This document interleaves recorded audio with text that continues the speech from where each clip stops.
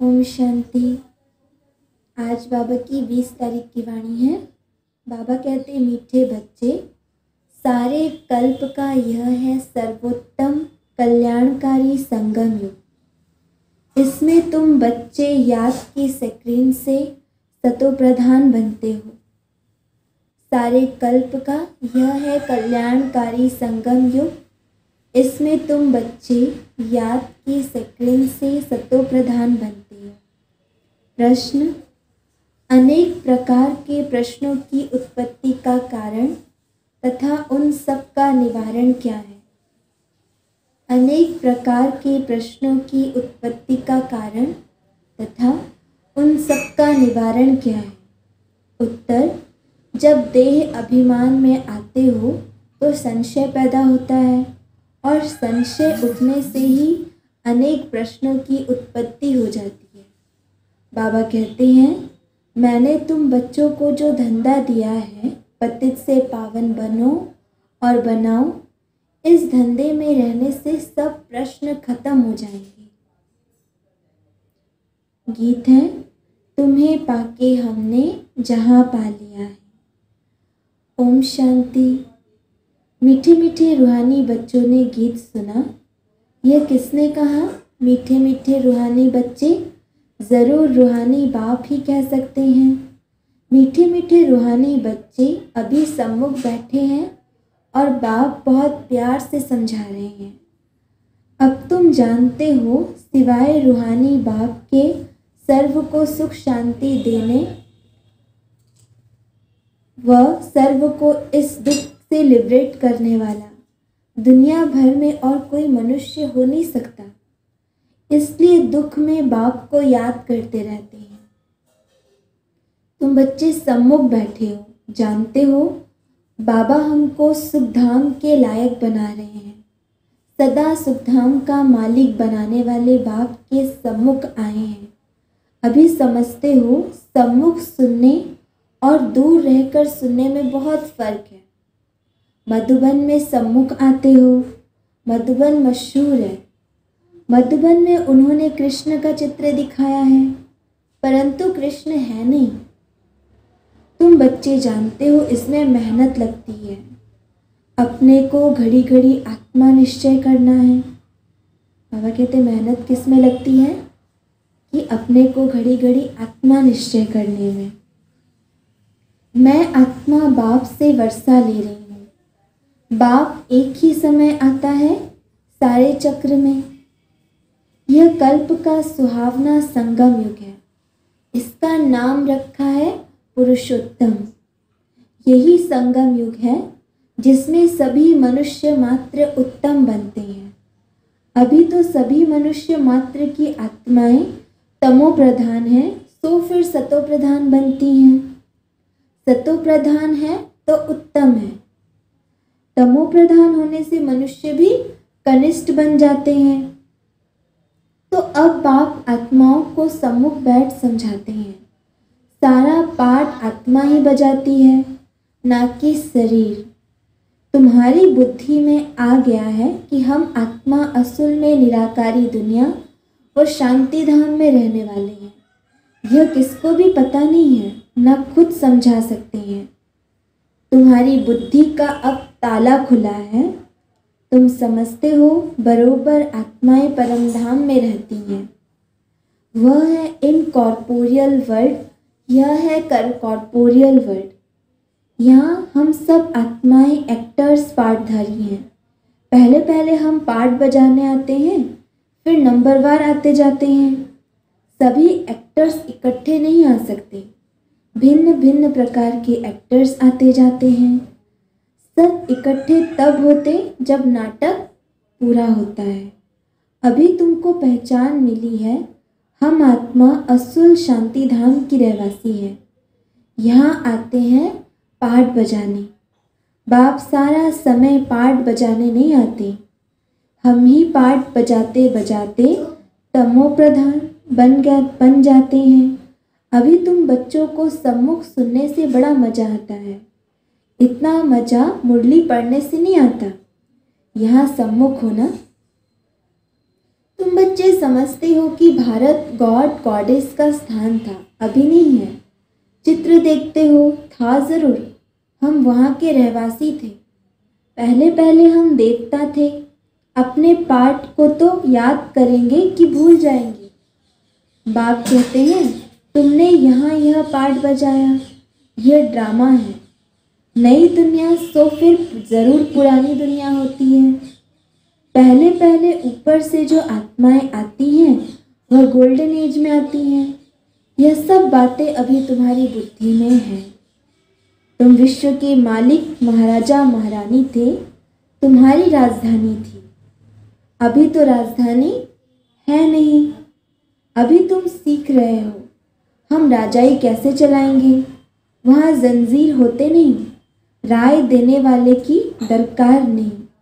वह तो श्रीमत द्वारा श्रेष्ठ से श्रेष्ठ बन जाते हैं, इसीलिए सत्युग में राय की दरकार नहीं रहती। फिर इनको दूसरे कोई से राय लेने की दरकार नहीं है। अगर कोई से राय ले तो समझा जाएगा उनकी बुद्धि कमज़ोर है। अभी तो श्रीमत मिलती है, वह सत्युग में भी कायम रहती है। अभी तुम समझते हो पहले पहले बरोबर इन देवी देवताओं का आधा कल्प राज्य था। अब तुम्हारी आत्मा रिफ्रेश हो रही है। यह नॉलेज परमात्मा के सिवाय कोई भी आत्माओं को दे न सके। अभी तुम बच्चों को देही अभिमानी बनना है। शांति धाम से आकर यहाँ तुम टॉकी बने हो। टॉकी होने बिगर कर्म हो ना सके। यह बड़ी समझने की बातें हैं। जैसे बाप में सारा ज्ञान है, वैसे तुम्हारी आत्मा में भी ज्ञान है। आत्मा कहती है, हम एक शरीर छोड़ संस्कार अनुसार फिर दूसरा शरीर लेता हूँ। पुनर्जन्म भी ज़रूर होता है। आत्मा को जो भी पाठ मिला हुआ है वह बजाती रहती है। संस्कारों अनुसार दूसरा जन्म लेते रहते हैं। आत्मा की दिन प्रतिदिन प्योरिटी की डिग्री कम होती जाती है। पतित अक्षर द्वापर से काम में लाती है। फिर भी थोड़ा सा फर्क ज़रूर पड़ता है।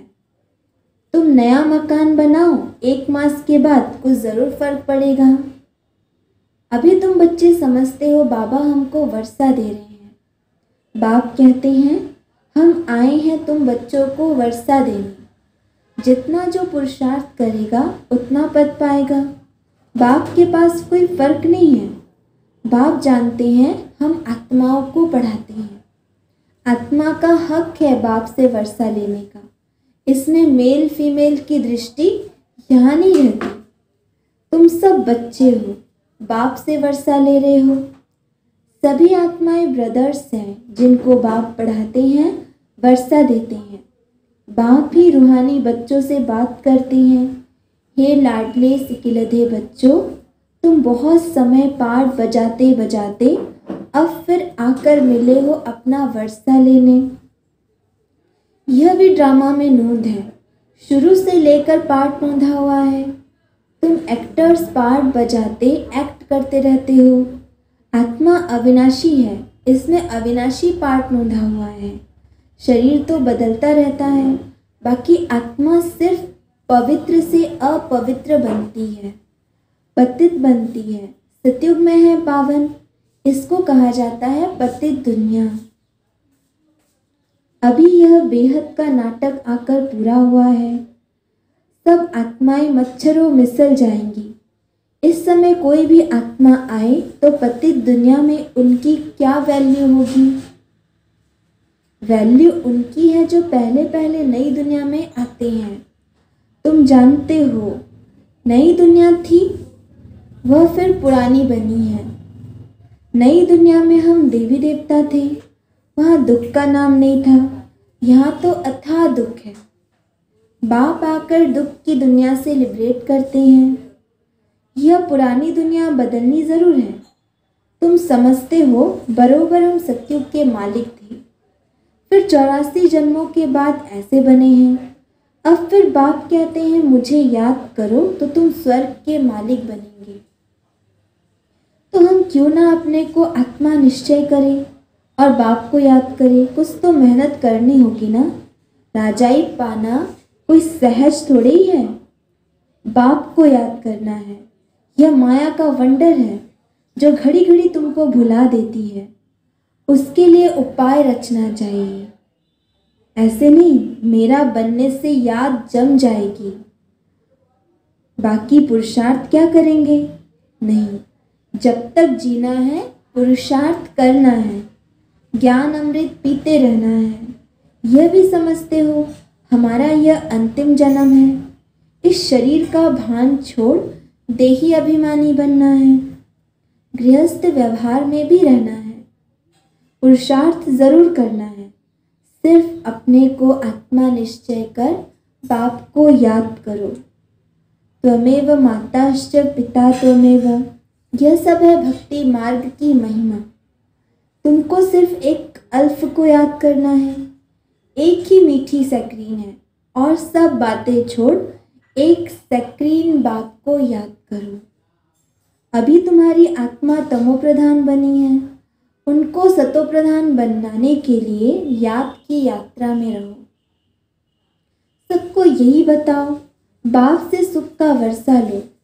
सुख होता ही है सतयुग में। सुखधाम स्थापन करने वाला बाबा है।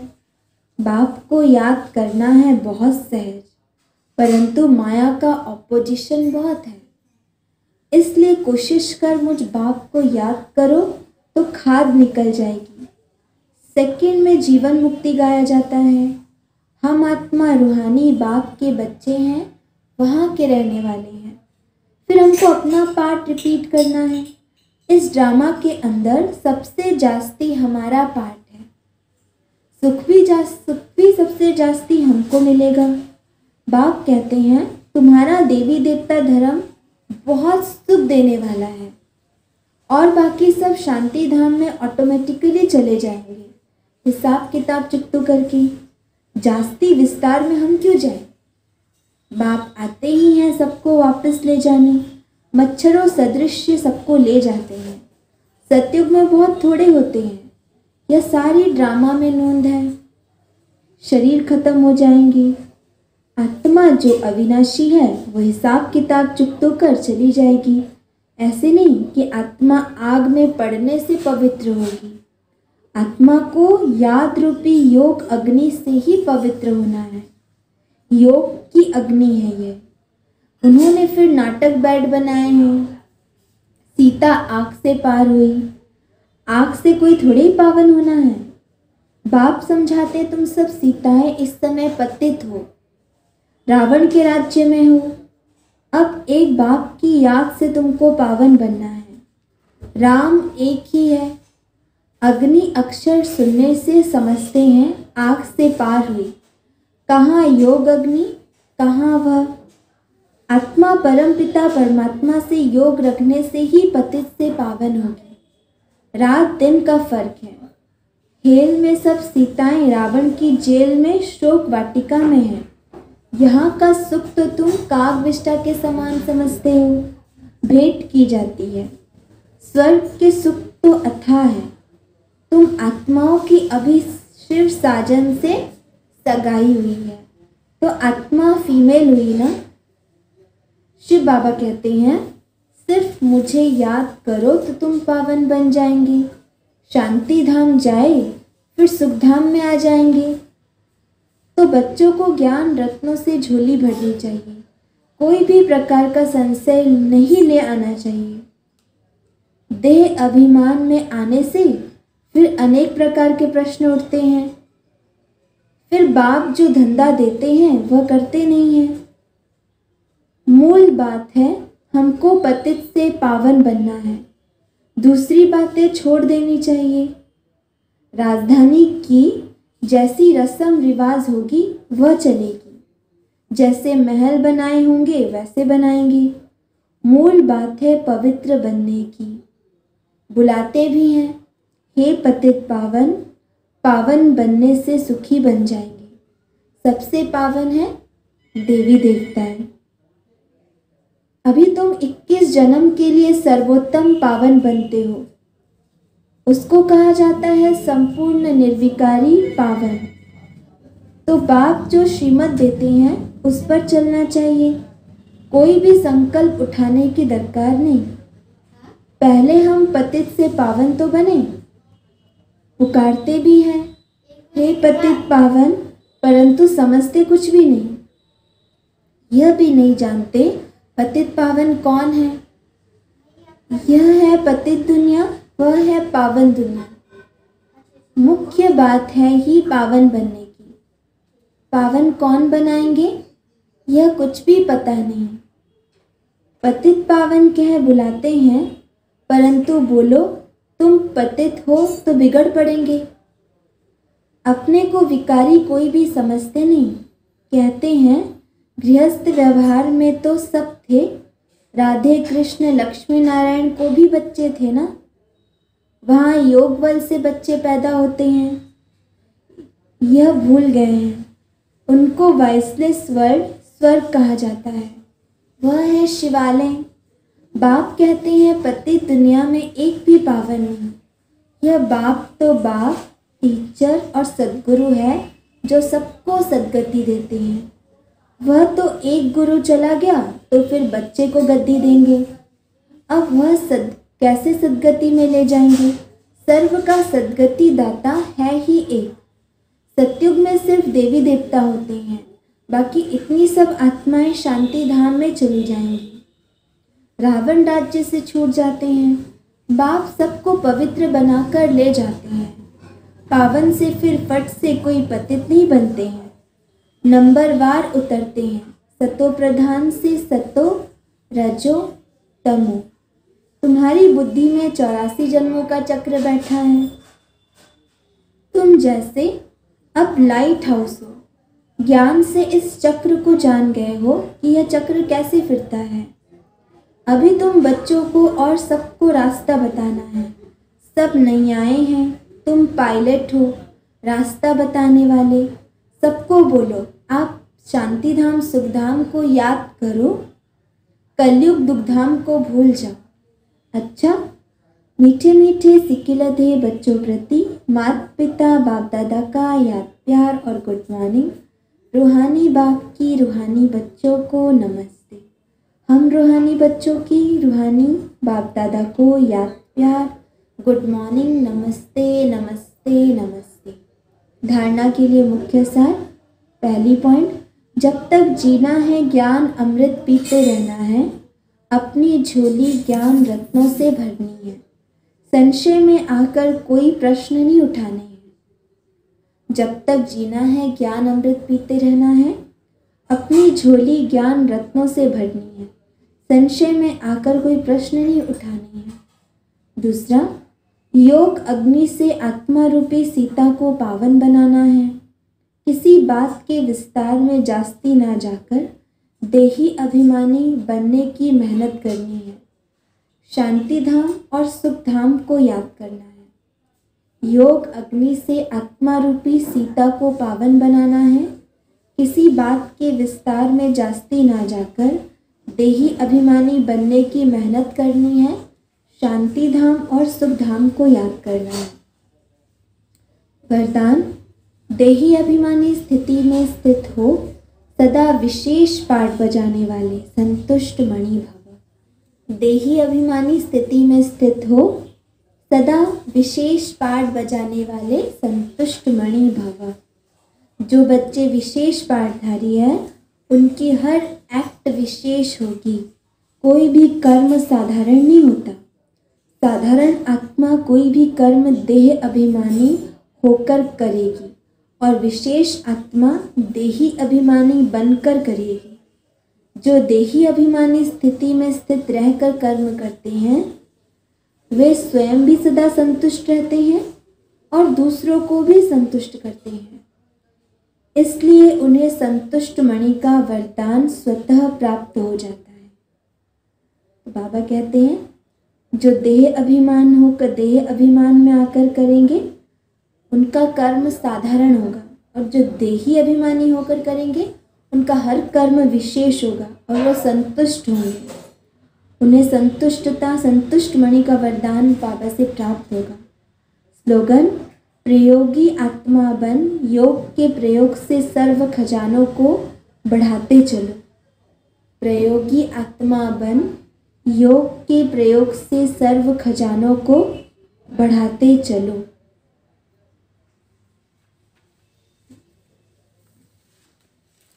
अच्छा, ओम शांति।